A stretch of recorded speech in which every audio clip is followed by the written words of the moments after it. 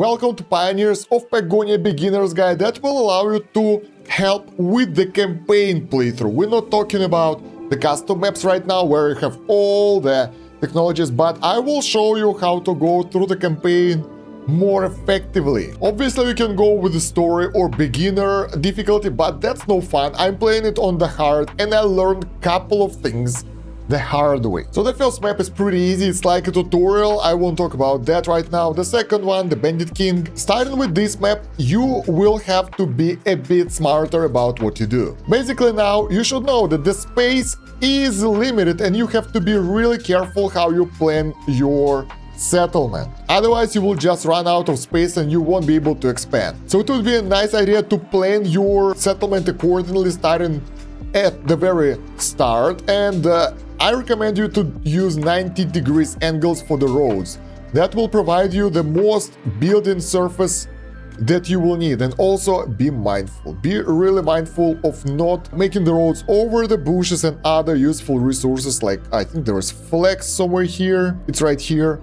And other good stuff that you can harvest. So from here, in most levels, in most scenarios, in the free play as well, you would like to start placing your huts and your other buildings that allow you to gather supplies. The thing is, in the campaign, some things might be locked and you probably will need to finish the tasks before you can access to that. So for now, we need to build the huts and everything. And the thing is, with the huts, the more you have, the better. That will allow you to get more carriers that will do carrying for you. But the carriers, as the tutorial already said, I will repeat that, is your basic type of unit of population that can be trained into other professions to do other tasks, and you can't have way too many of those. So what I like to do when I start the level is to build the district of housing. Something like this, make a road afterwards for the bottom level of the housing, bam. That will allow us to have a lot of houses in a pretty tight space. And don't build too many things straight away, otherwise your builders won't be able to keep up, because they construct building in the order they are placed on the map. That means that first they will construct those resource depots and then all the houses that we scheduled. And if you want to build something else, there is one way. You can actually select the priority and make it higher right here. You can see it right here. And that will make the guys go to that building first. So they will prioritize it instead of building another buildings right now. Let's see how that will work. There we go. So that building was placed last, but yeah, construction takes a while. Even though this building was placed last, it was prepared first out of this row. The thing is, construction is split in several phases. First of all, your pioneers, they will level the ground in order to build the buildings. And then they will bring the resources here. I think the carriers do that. And then they will construct the buildings. So it's not a fast thing to do. The thing is, constructing the houses does nothing for you. In order to grow your population and get newborns, that will be pretty fast, don't worry. As long as you have the housing, you will be able to do that. You will need food. And in this game, it took me a while to realize that food is a resource to get more workers. So it's not being spent every minute or so for your guys. They don't eat, they don't care. As long as you get food, you will grow your population, basically. So keep it in mind and utilize your bushes and everything you can get near your base as much as possible to get more workers.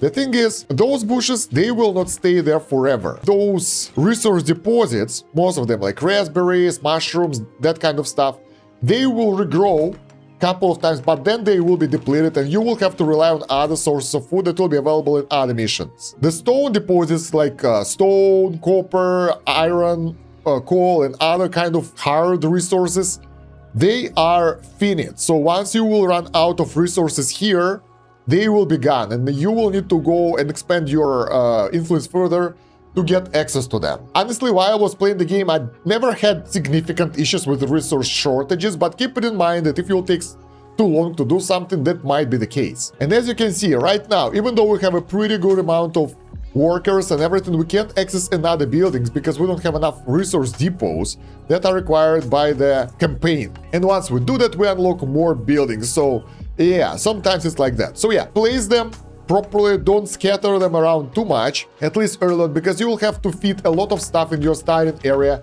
before you'll be able to expand. As for the expansion, different type of guards allow you to expand different amount of land. This is an elite guard, and take a look how much land it will claim once it's done placing the stones. Bam! It's a huge amount.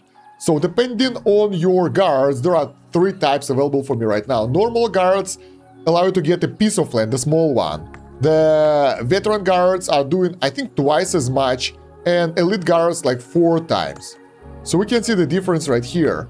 Those elite guards are just claiming the land like there is no tomorrow. Let's take a look at the veteran guard, how much land it will claim. Bam! A bit smaller amount. But the normal guards, they are even less effective. So this is your basic worker, right, who will expand your borders. They expand it even less. So yeah, when you're trying to expand your borders, and if you can afford better types of guards, go for that. That will make your expansion so much faster. You can click on the guards in the guards tower and select type of guards you would like, but this is for a bit later game. Very important thing that you might want to use is use the set claim point. If you want to reach specific area faster, like for example, I don't know, for us, if we would like to reach this area, we can set the claim point over there, and all the guards will try to go over there and get the fastest route available to that point. That will allow you to claim the territory that you need. Also, in one of the maps, like this one, you would like to claim an open cast mine over here. And the thing is, you will have different types of guard buildings, and first one, guard post, has a very tiny radius. So you can see, let's compare it over here. Guard post and the garrison. 3 different types of building.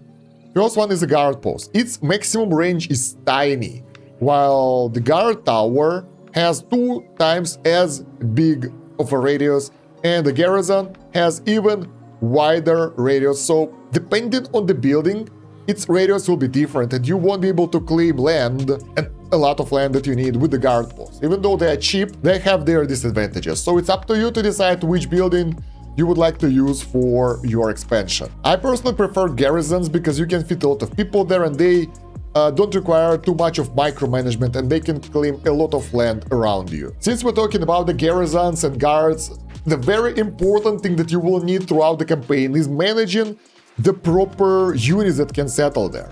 The guards, they are good against the minor enemies, but if you're playing at the harder difficulty, the enemies will be tougher. So you would like to get specific type of garrisons and guard towers against specific enemies. Most of the time you would like your guards only to extend your borders and at the early game. Then you would like to use soldiers against multiple types of enemies, mostly the bandits, that kind of stuff. Rangers are used to discover the thieves, but they are not so powerful at fighting them, at least the basic ones. The higher tier ones are a bit too expensive, those. I haven't encountered Fear Nauts yet, but they are good against the werewolves, and Blade Dancers are good against the scavs that we are fighting right here. Then we have the Warlocks that are good against the Spectres. They will be the bane of your existence on your first level. And Sorcerers against, I don't know who exactly, we didn't get there as well. So the thing is, in most levels, like here, we would like to fight scavs, for example, right? We would like to include only Blade Dancers in a couple of our garrisons and remove everyone else. That way we can focus fires and counter specific type of enemies. Moreover, at some point, you would like to get elite units, because even for the Blade Dancers, there are 3 types of those guys. And the first one has only 15% combat power against scavs. Then the second one has 100% combat power against scavs, and the third one is 150. So the higher tier ones are better, obviously, and do more damage, and they are tougher, and it's harder to get them, but you would like to keep them available as well. So there is a way how you can do that. You can make specific garrison for them and make permissions only to specific type of units. And you can prioritize that building, and your top tier guys will go to that specific area instead of other ones. Bam. So they will all be in this building instead of other buildings. Not sure about that, but I think that will work. Now let's talk about production lines a little bit. The thing is, in this game, your workers, your carriers, they live in the cottages, and they go from there to do their tasks. So your goal is to have, well, housing, not only cottages, any housing. Your goal is to have the housing all around your area, so it should be scattered around different areas, especially where you will need to deliver the resources around. That will improve your logistics drastically. Otherwise, if you'll place all your housing in one place, and your people will have to go from here all the way to other side of the map, your construction, your production will take a significant hit. So yeah, it's a good idea to place all your production together, especially with one type of resources, so they don't need to carry it that much around. So for example, we have the iron mine and coal mine over here, so we have the smelters right here in order to get the iron. The same thing over here, we have the flax farm that's producing the flax for us, and we have a lot of tailors right next to it, so they won't have to carry it from this part of the map all the way to like this part of the map. So that makes sense for easier logistics and better production. As for the additional logistics things that you will need some warehouses. I recommend building 2 of the depots types. First one is construction depot that will allow you to store the resources for the construction for faster expansion. Second one is mining depot, which is good to store the outcome of mining basically. So whatever you get, all types of ores, they can be stored here. Then you will probably need construction camp next to the warehouse in order to house the workers here that do construction.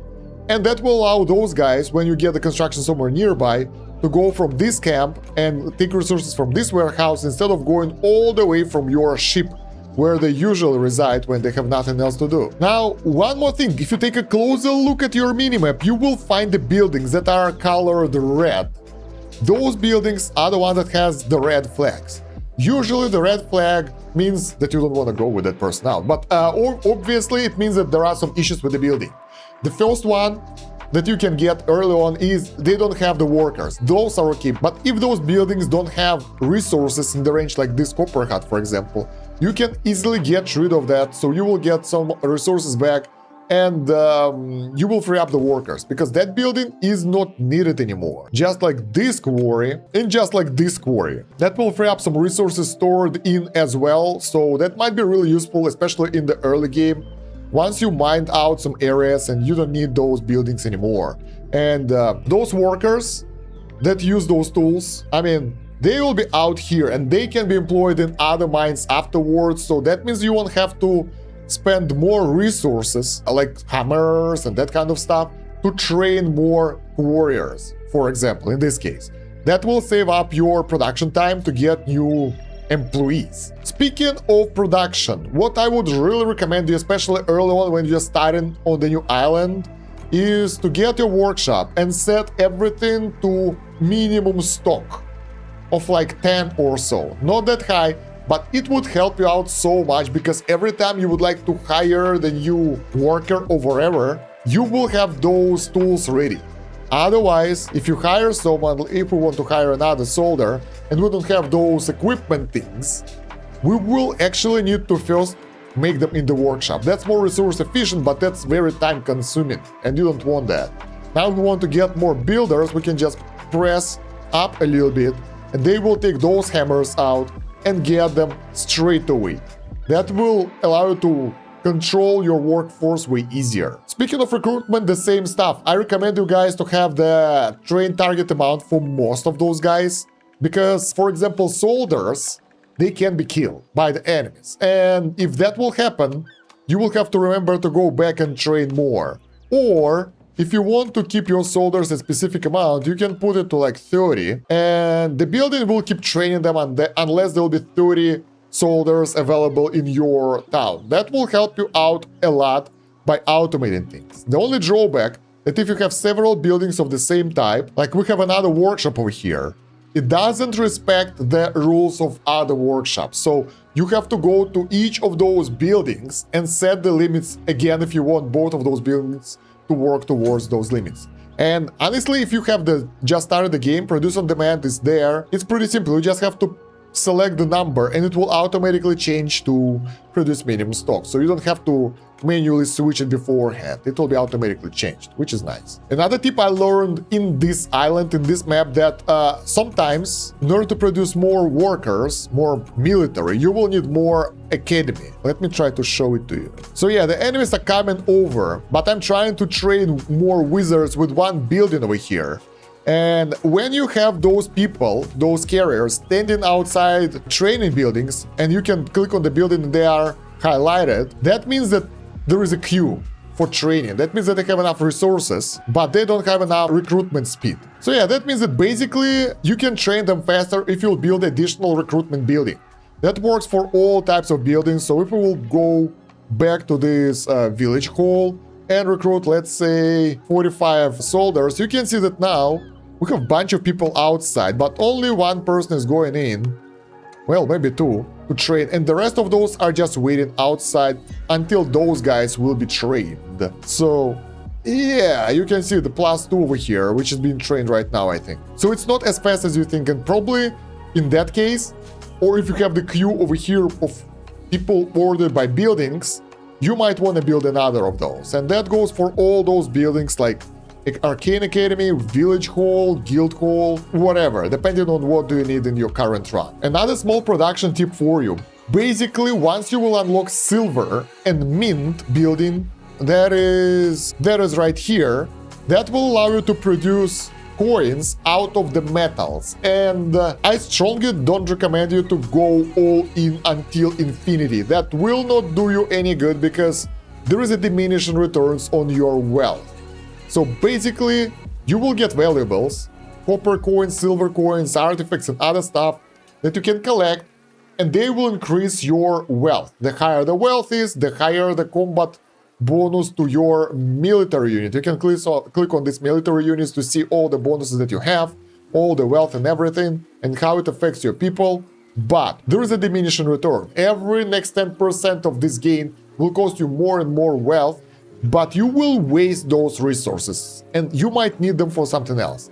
For example, copper coins, there's only one value, and you need copper for a lot of things in your production line. So I usually just stop it all together or just put the limit for the copper of, like, I don't know, 30 coins. And I usually don't like to go over 30 coins for anything because it's expensive and we will need those resources later on for other things like better mages and stuff. So putting everything into mints might not be the best idea, but it depends on your current situation, obviously. But keep it in mind, that can drain your resources so easily, and you won't even notice that. Another thing about workshops and other buildings that produce stuff that you need to go through, if they are of the same type, you can cycle through them just like that. That will allow you to easier maintain your orders throughout the same type of building, and find another one that might be in different parts of the island which you don't remember where you placed them. That will help you out to find them so much easier. You can use tab button to go through them. I tried to use the same option for the military building, so to send all the armies to the attack, but since we have all of the garrisons, guard posts, and other minor buildings as well in the same group, it's way harder. So you will need to either get rid of other tiny guard posts and guard towers and get only the garrisons, so you can kind of tab T, tab T, tab T, like send the guys out easier, or just use it manually. One more production tip for you guys. So basically, once you start producing iron, you will construct a toolsmith. This is the building that produces tools, and some of those tools can be produced with copper as well, and copper is usually more abundant and easily accessible than iron. So I would recommend you guys to pause the production of those things. These are hammer, knife, pliers, and axe, because those can be done easily with the copper, and you will not have to waste iron and then other resources and coal on those things. You can instead create shovels and other resources. You can instead make tools that require iron and can be made only with iron, because those will be useful for you later anyway, and you won't use up loads of your basic iron that's hard to get in order to get stuff that you can get easier with the copper. Another tip, since we're talking about the army, you will need it a lot at the harder difficulties. If the enemies, let me show you on the actual save game. So in this level, I was totally overrun by the enemies and I thought I will lose. And I tried to fight them, which was useless. What you would like to do is to make the area to gather your troops far away from the enemies. So they can come, they can rampage your village. They will make you suffer. They might take your goods, they might take your villagers, make you unhappy or something like that. But if you will lose all your troops every time the enemy comes, you won't be able to amass the army to fight them. So what I do in that case, if I can't fight the enemy attack, this level was so hard. I actually set a patrol point somewhere far away, beyond our carriers. So our mages in this case, our warlocks, they actually harvested their forces there.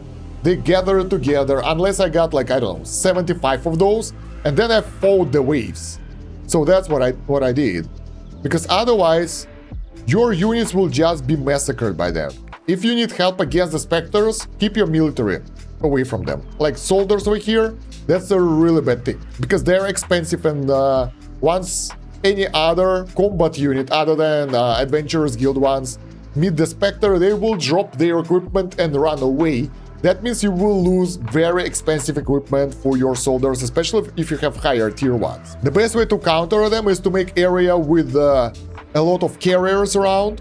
So they will encounter carriers will drop something, they will go back after that. But yeah, the best thing is not to get overrun overall, but if you are in a tight situation, that might help you out.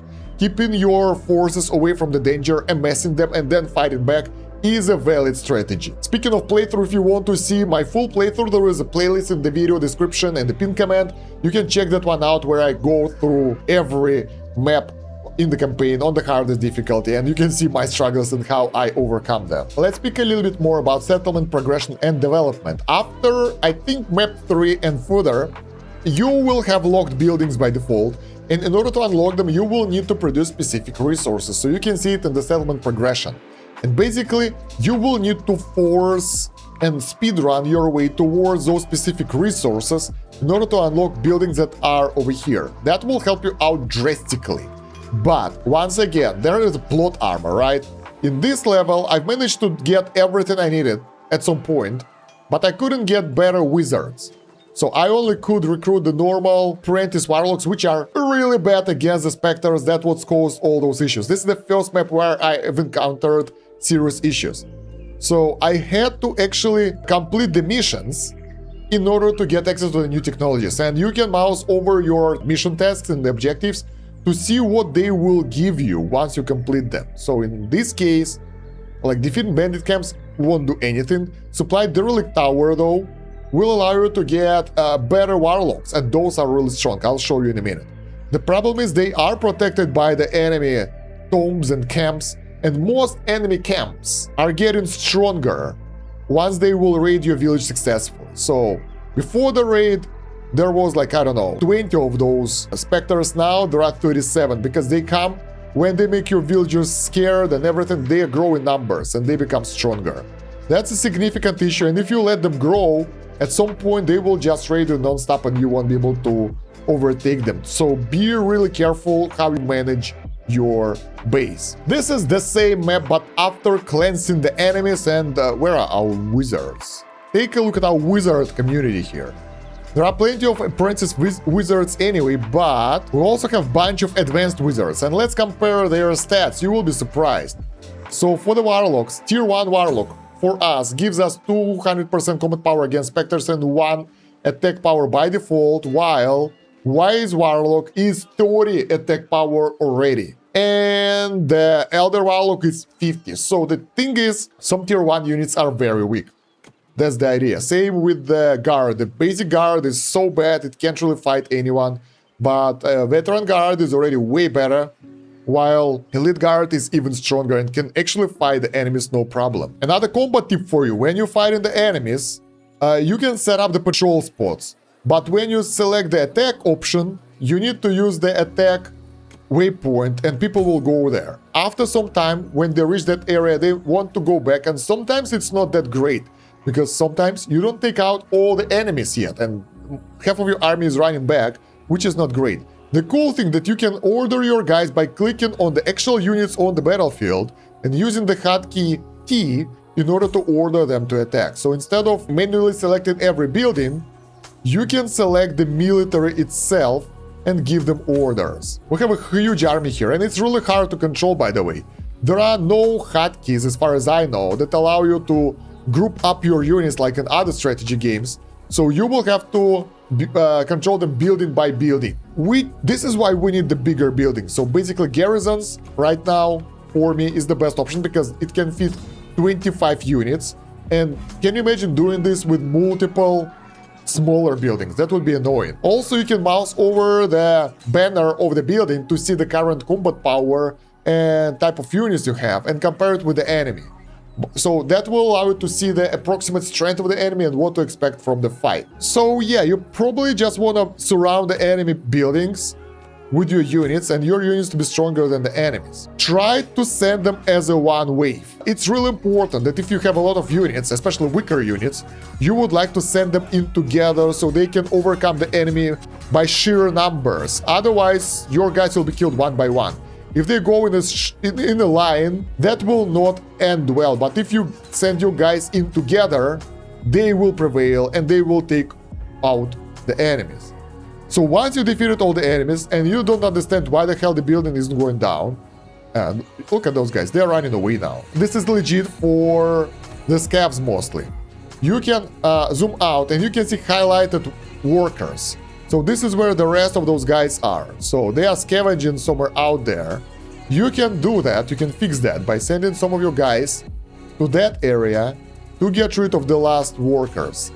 You might need to do some microing because it's not that easy, but it's essential to keep a small group of units back in the base next to the enemy spawn point because sometimes more units will spawn. Depending on the enemy faction, they might gather some resources or kill someone far away and get extra units here, which will not be great because you will have to go back and fight that base building again. So try to keep enemy base busy while clearing out the rest of those small encounters. Speaking of, if your guys are not attacked while running through, they are right now. They will just run through to the enemy, to their location, and they will not attack anyone. So if enemies are raiding your base, and you are raiding their base, your guys will just run through each other without fighting. That might be a good thing or bad thing depending on what do you need, but keep it in mind. And there we go, the camp is destroyed, scavs will drop the resources, other guys not so much. But anyway, getting rid of the camp is usually a good thing because they will not grow and you will have one less threat to worry about. And once you destroy the camp, you can move your border inside of the scav area, otherwise you can't. I tried this, your guards, they will not move your border forward if there is an enemy border over there. The same with your allies, they don't take over the land. Another tip for you guys, by the way, you can send the attack order on the minimap.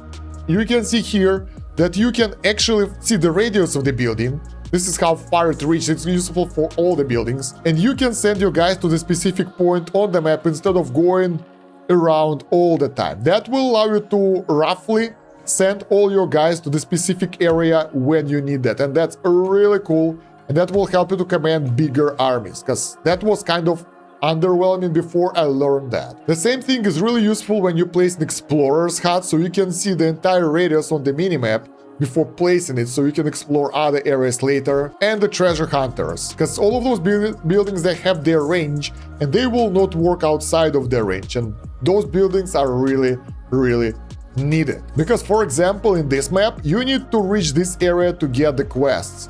And the only way to reach that area is to send your scouts over there, explorers. And if we have explorer over here, it can't reach that area on the minimap. That means that we have to build another one. And when we are building another one, we want to make sure that it will cover the areas that we need.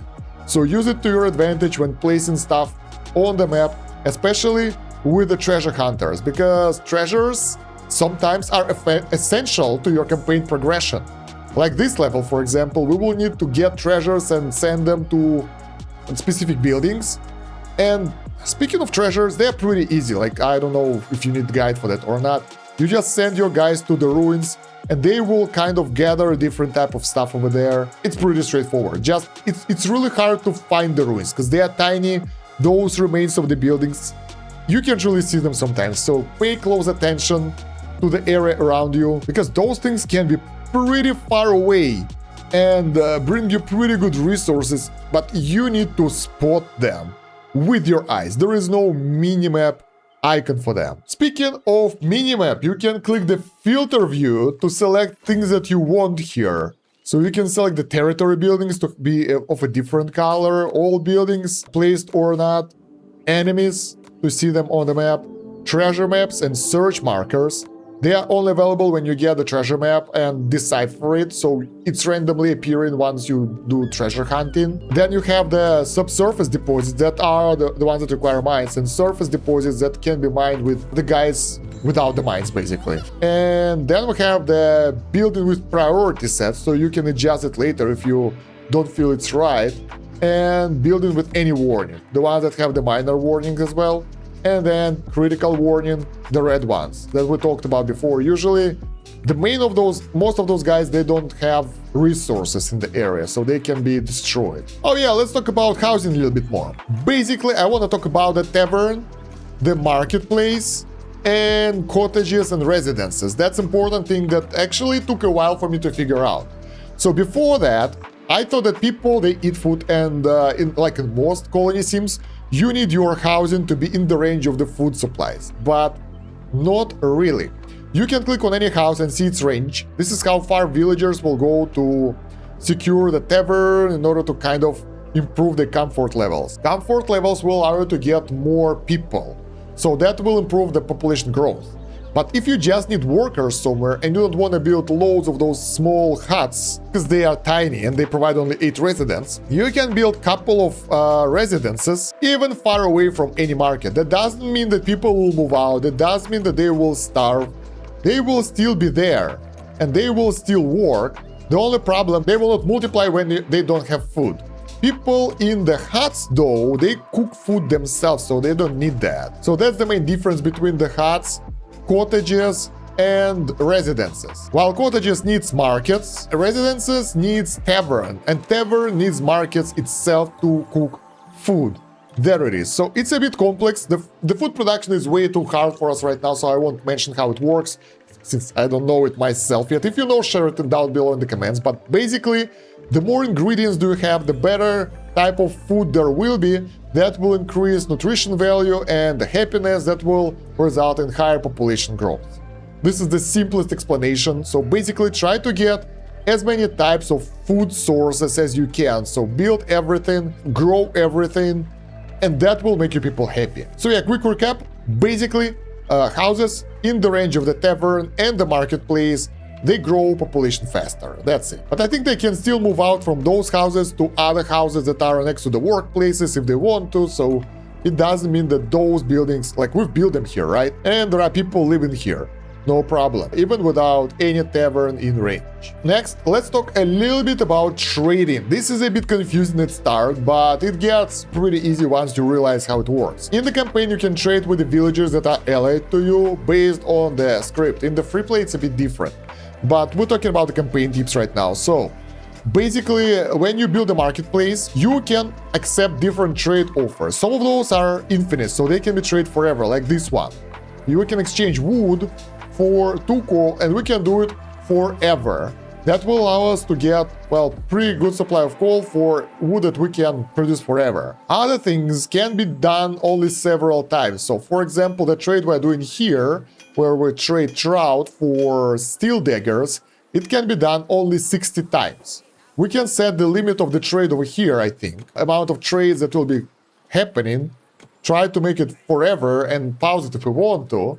But anyway, we can't go over the limit, and once all the trades of that type are done, we can't trade for that resource anymore. So keep it in mind, that's like a small boost to your campaign progression basically, that you need to do. The thing is, when you completed some trade and you can do it anymore, it will still stay as active, so you will need to cancel the trade. Wow, I'm glad that my camera isn't overlapping this. So you will need to cancel it, and that will free up the trade slot. And basically, one trading post can do only one type of trade.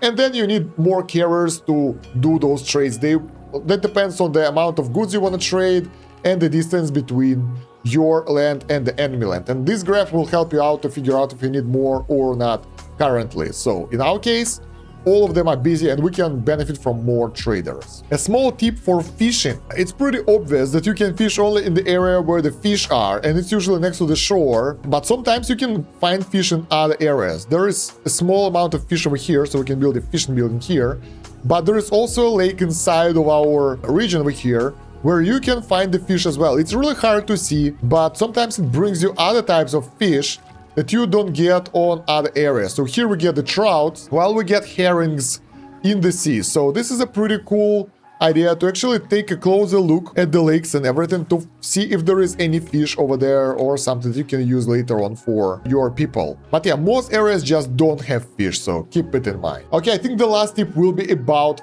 farming. The farming is pretty straightforward, but it still requires some basics. So you need to place the farm fields and then build two types of buildings around them to make them work. One is crop farm that gathers corn, flax, and wheat, and another one is vegetable farm for pumpkins and cabbage.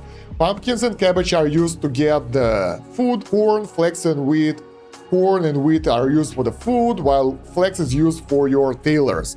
The thing is, when you place the field, you can see in the top bottom corner what kind of plants you can grow here. And usually, you would like to place them in the best area, but sometimes you just don't have the best area for your stuff, and you would like to place them in the good area as well. There are several types of lands that you can use for farming, and depending on what you want to grow, some are better, some are worse. The most common one is grassland. This is the green land where you can grow pumpkins. Everything else is like very poor yield over there, so you don't want to use it for anything else but the pumpkins.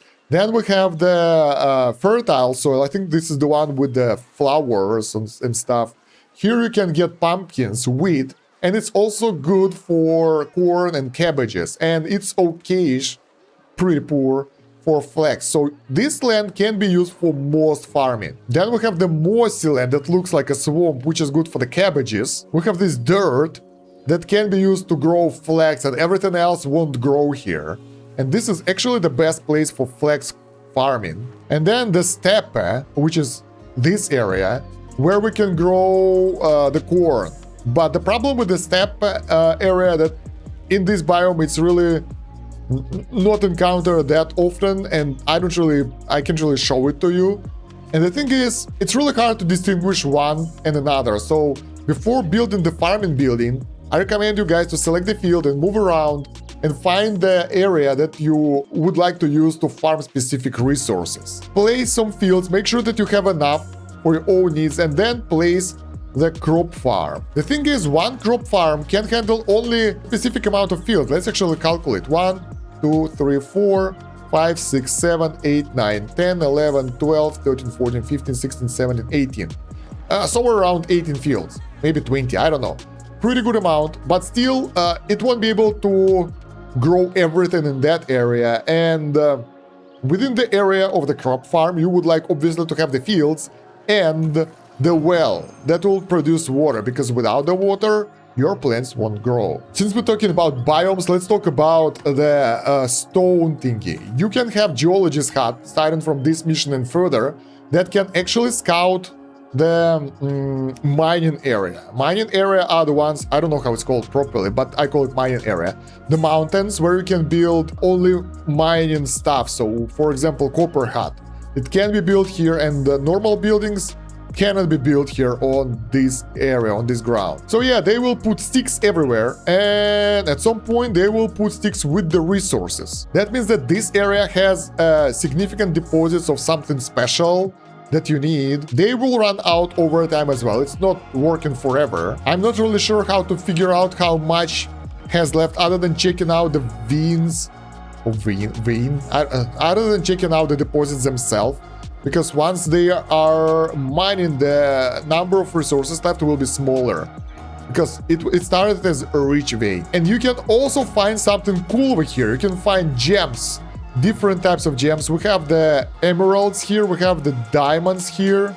Silver. There are also rubies and other type of gems. And gem mine can farm all types of gems, so you don't need a specific gem mine for specific gems. So basically all those mines will allow you to produce specific resources easier and maintain your economy better. So make use of your geologist huts on those territories in order to find extra deposits. And it's not only this rocky area, it's also not like mountainous area, but also the one that's before the mountain. I don't know how it's called, but it's like a rocky area. Let's call this one a rocky area. Also, one last tip, which is really important that I learned way too late.